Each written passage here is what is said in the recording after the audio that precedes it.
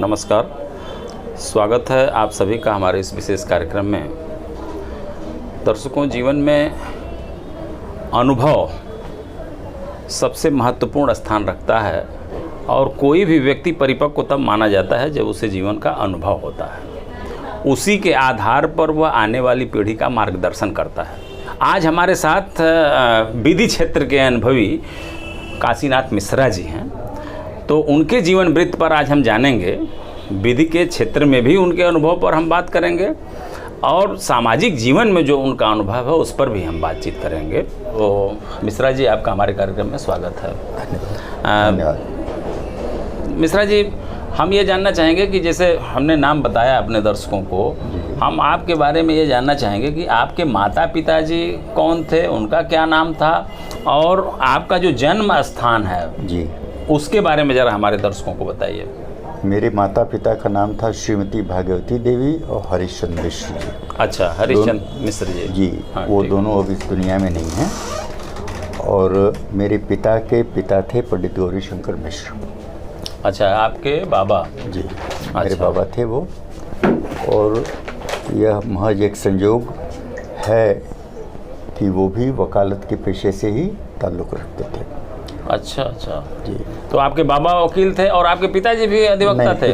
पिताजी तो हमारे शुद्ध खेतिहर थे। अच्छा, तो आपके पिताजी की कितनी संतानें, यानी आप कितने भाई बहन? 4 भाई थे। अच्छा, आपका नंबर? हम सबसे छोटे हैं। अच्छा। और हम ही अब अकेले हैं। कोई बहन आपके पिताजी नहीं, को? हमारे पिताजी की एक बहन थी, कौशल्या देवी। अच्छा, उनके 4 पुत्र? उनके भी 4 पुत्र थे। कोई पुत्री नहीं? नहीं। अच्छा, तो आपकी जो प्रारंभिक शिक्षा, जैसे आप गांव के बारे में नहीं बताया, आपका गांव जो है, जन्म स्थान कहाँ है आपका? बेतियाहाते में, शहर में? जहाँ वर्तमान में हम लोग हैं। अच्छा, वही मेरा जन्म स्थान है। बेतियाहाता गोरखपुर में। जी। गांव से कहीं कोई ताल्लुकात? नहीं, गांव से अब मेरे जीवन का कोई ताल्लुकात नहीं। अच्छा, अच्छा, कोई ताल्लुक तो आपकी प्रारंभिक शिक्षा शहर से शुरू हुई सब थी? यहीं से हुई। तब प्राइमरी स्कूल हुआ करते थे। अच्छा ये अंग्रेजी मीडियम के स्कूल तब नहीं थे। अच्छा अच्छा, हाँ, तो ठीक। हम लोग प्राइमरी से अपना स्टार्ट किए, फिर मिशन स्कूल से किए, फिर सेंट एंड्रूज में आए, महात्मा गांधी में गए। महात्मा गांधी में इंटर?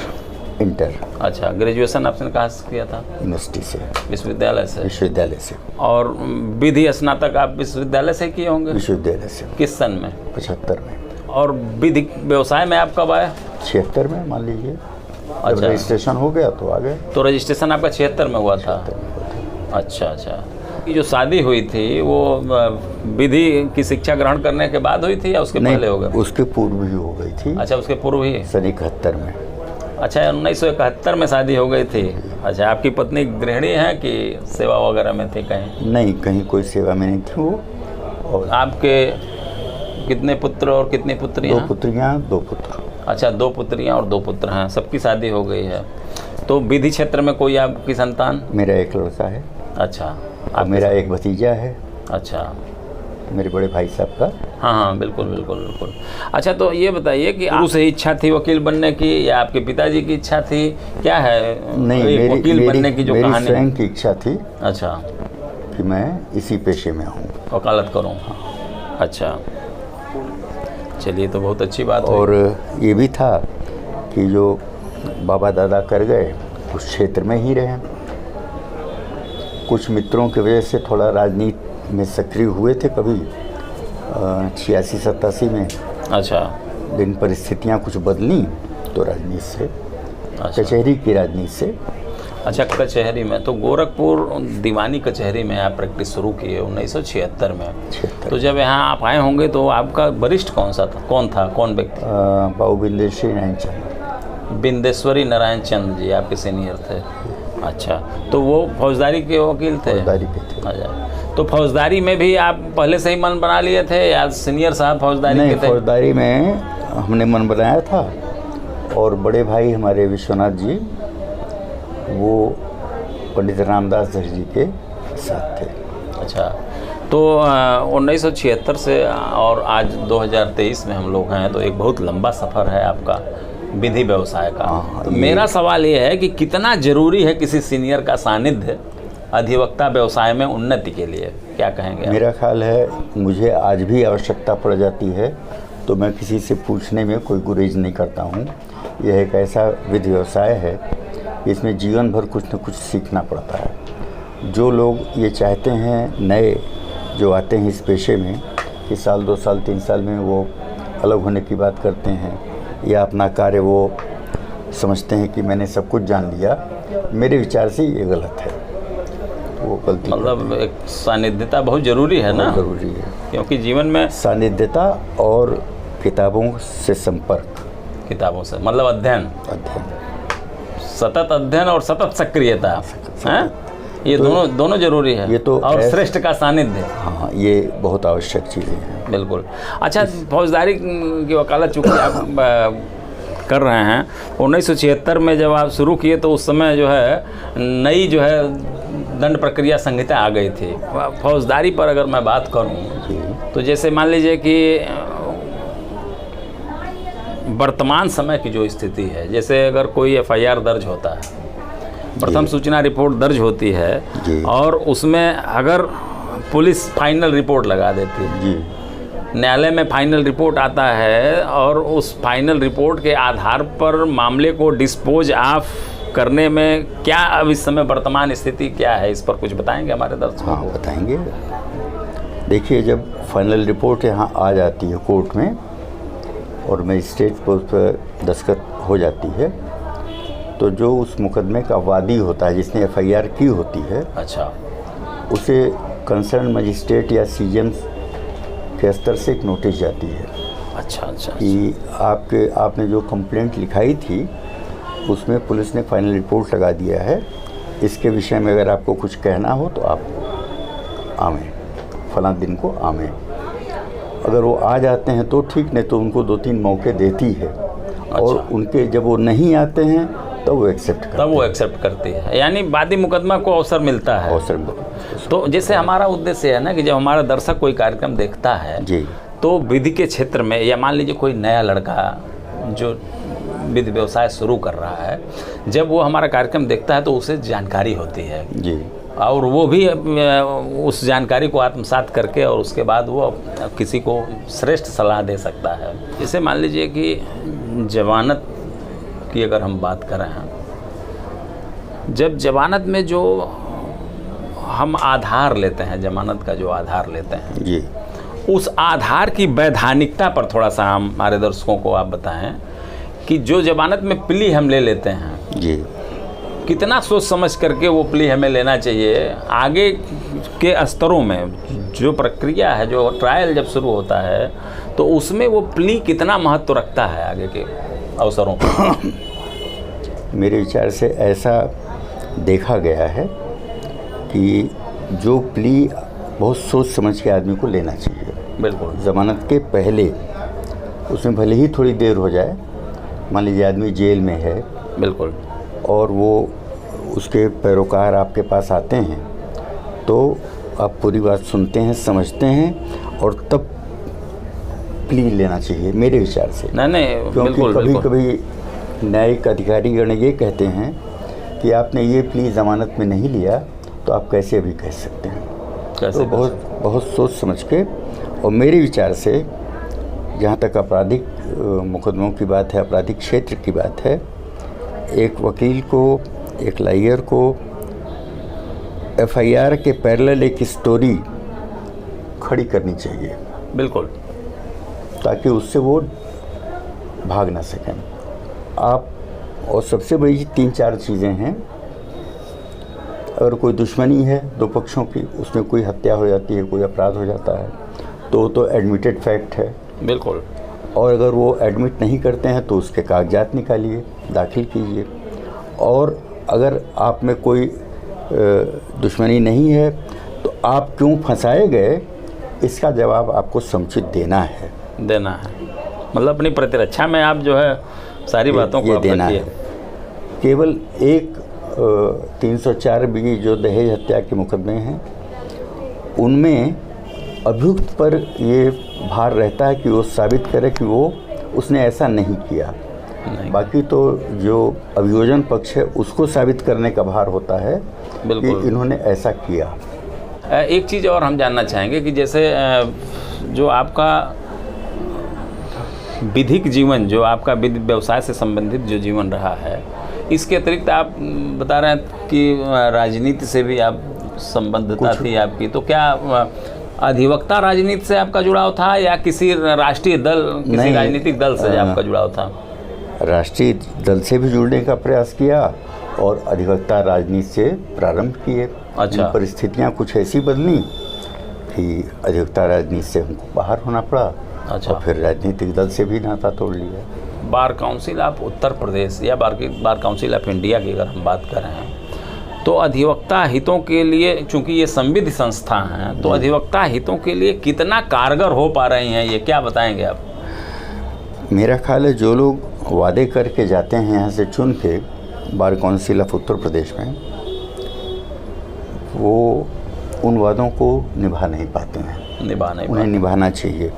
किसी चीज़ की कमी नहीं है, न ही बार काउंसिल ऑफ इंडिया में कमी है और न ही bar council of Uttar Pradesh में आर्थिक कमी है। लेकिन बार एसोसिएशंस के जो पदाधिकारी हैं, जब चुनाव होता है तो वो ये कहते हैं कि नए अधिवक्ताओं को स्टाइपेंड मिलना चाहिए जी, या अधिवक्ताओं पूरे अधिवक्ता समाज का जो है एक मेडिकल इंश्योरेंस होना चाहिए, ये सब बात उठाई जाती है जी।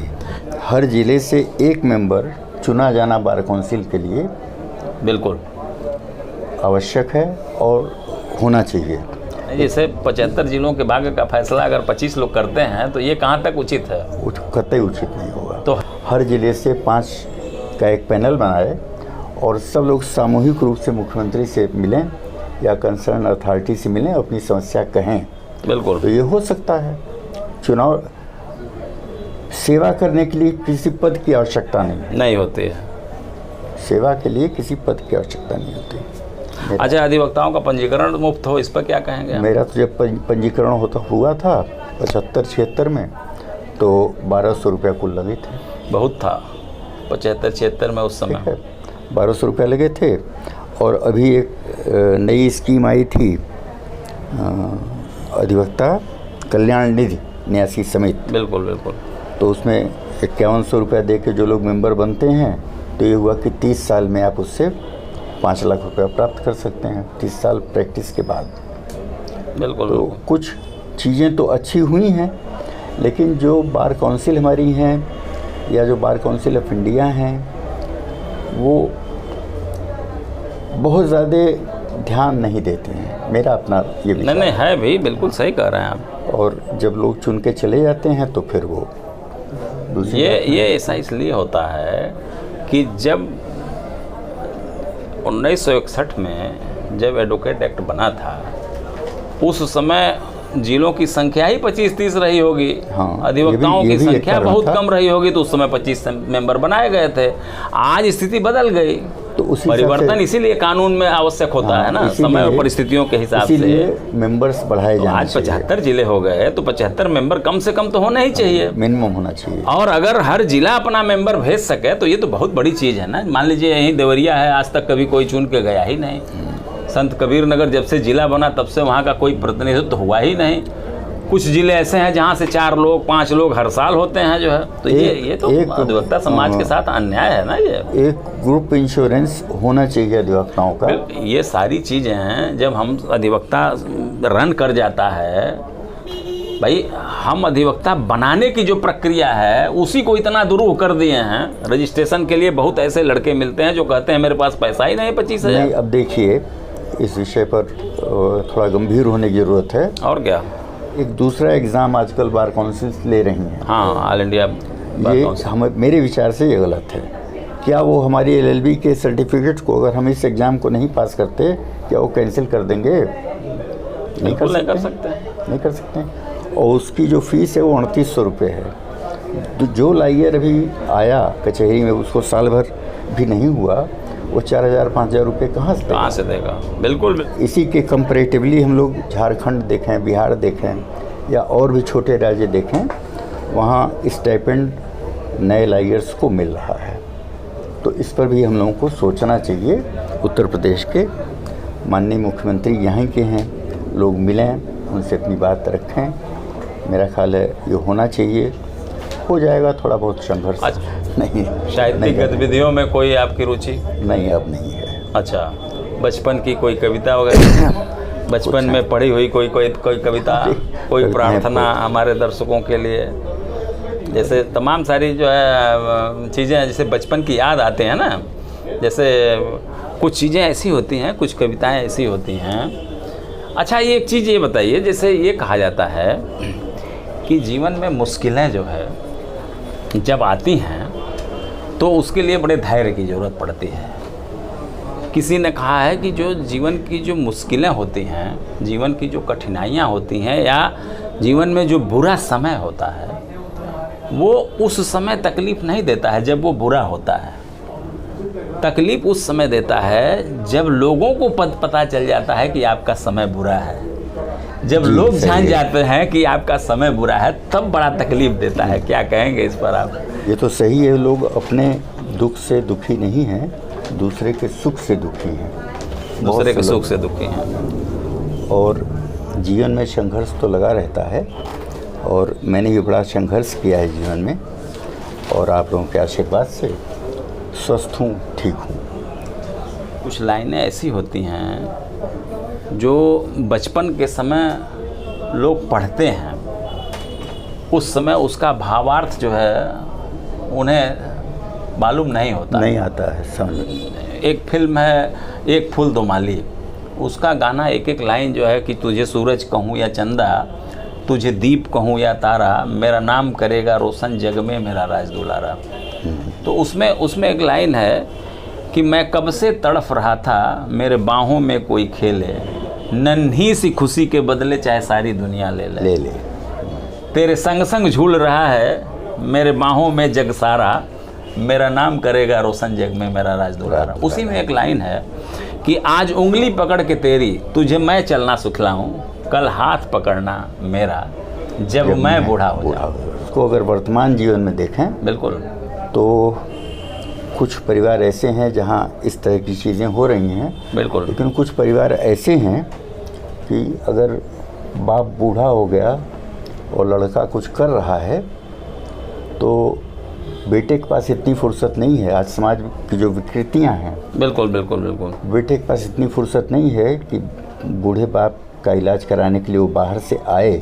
यहाँ एक मोहल्ला है जगन्नाथपुर, अभी 6-7 महीने पहले की बात है, कोई प्रोफेसर थे, तो उनके 2 बेटे थे, वो अमेरिका में थे। तो उनकी माँ बच्चों की बीमार पड़ी, तो उन्होंने बात किया, तो बड़े बेटे ने कहा कि मैं पैसा भेज रहा हूँ और छोटे को भेज रहा हूँ, और छोटे को ये कह के भेजा कि माँ मर जाएगी तो तुम्हारा माँ में तुम जाओ, पिता में मैं आऊँगा। और ये वो लड़का आया, आते आते माँ उसकी मर गई थी। उन्होंने पूछा कि बड़ा क्यों नहीं आया, तो उन्होंने कहा कि ऐसा ऐसा हुआ है। वो नहीं जानते थे बेचारे कि पिता से क्या बात करनी है। पिता कमरे में गए और एक चिट्ठी लिखी, रिवॉल्वर उठाई, मार ली गोली। इस तरह की विकृतियाँ हो रही हैं। लेकिन कुछ परिवार ऐसे भी हैं, जैसे पद्माकर जी का है, हम हैं, बिल्कुल बिल्कुल, जिन बच्चों को हाथ पकड़ के चलना सिखाया वो आज सहारा बने हुए हैं। तो मैं चाहता हूँ, और यही होना भी चाहिए, ये परंपरा होनी चाहिए। अच्छा, इसीलिए देखिए, बचपन में जो प्रार्थनाएं कराई जाती हैं, हम लोग बचपन में थे तो जो एक प्रार्थना स्कूल में कराई जाती थी, उसके शब्दों में अब जब झांकने को अवसर मिलता है तो लगता है कि एक एक शब्द में क्या कितना महत्व था। कि उसमें था कि वह शक्ति हमें दो दया निधे, कर्तव्य मार्ग पर डट जावें, पर सेवा पर उपकार में हम जगजीवन सफल बना जावें। हम दीन दुखी निकलो बिकलो के सेवक बन संताप हरें, जो हैं अटके भूले भटके उनको तारें खुद तर जावें। ये शब्दों में कितनी, शब्दों में बहुत जान थी। उस समय तो लगता था कि ये तो बिल्कुल एकदम बस खाली आए और अपना कपड़ा झाड़े और खड़ा होकर के स्कूल में मैंने प्रार्थना कर लिया। लेकिन आज उन शब्दों से कितनी ताकत मिलती है। तब की शिक्षा में और आज की प्रारंभिक शिक्षा में बहुत अंतर है। तो उसी तरह की कोई कविता आप भी बताइए ना, जो अब तो आपको स्मृति पटल पर आपके आ रही होगी, जरूर कुछ आ रही होगी। हो रहा है डिस्टर्ब। नहीं बताइए। हम लोग जब बच्चे थे, हाँ, तो हमारे यहाँ प्रार्थना कराई जाती थी, हाँ, प्राइमरी में। तो जनमन गण से शुरू होती थी। जनगण मन से। हाँ, और एक देखिए स्मरण नहीं हो रहा है इसमें, तो उन कविताओं का बड़ा महत्व था, उन प्रार्थनाओं का बड़ा महत्व था। बिल्कुल। और आज तो बच्चा पैदा हुआ 3 साल में तो उसको प्लेवे में डालते हैं, LKG में डालते हैं, UKG में डालते हैं, और वहाँ जो शिक्षा पद्धति चल रही है मेरे विचार से वो नहीं ठीक है। ठीक नहीं। अच्छा, चलते चलते एक सवाल और आपसे मैं पूछ लेता हूँ कि जो विधि के क्षेत्र में नए जो लड़के आ रहे हैं, कितना बेहतर भविष्य है उनका, क्या कहेंगे आप? बहुत अच्छा भविष्य। पहले कंपनियों लायर्स को नहीं रखती थी, वो कंपनियां कम थीं। अब तो तमाम कंपनियां आ रही हैं, विदेशी कंपनियां आ रही हैं नए लायर्स के लिए, और वो तलाश करती हैं, अगर उनको कंपनी ला का ज्ञान है तो उनको वो अपने यहाँ एडजस्ट करती हैं। और अब थोड़ा टफ तो है मगर फिर भी बढ़िया है, ठीक है। चलिए, बहुत है। दर्शकों, आपने देखा कि काशीनाथ मिश्रा जी ने अपने जीवन वृत्त के बारे में, विधि के क्षेत्र में उपयोगी जानकारियाँ वो हमारे माध्यम से साझा किया। निश्चित रूप से आप उसका लाभ उठाएंगे, आपको उससे सहयोग मिलेगा अपने जीवन में। मिश्रा जी, आपने अमूल्य समय अपना निकाला, बहुत दिनों से मैं प्रयास कर रहा था, आज अवसर मिला और आपने समय निकाला, और इसके लिए आपको बहुत बहुत धन्यवाद। बहुत आपका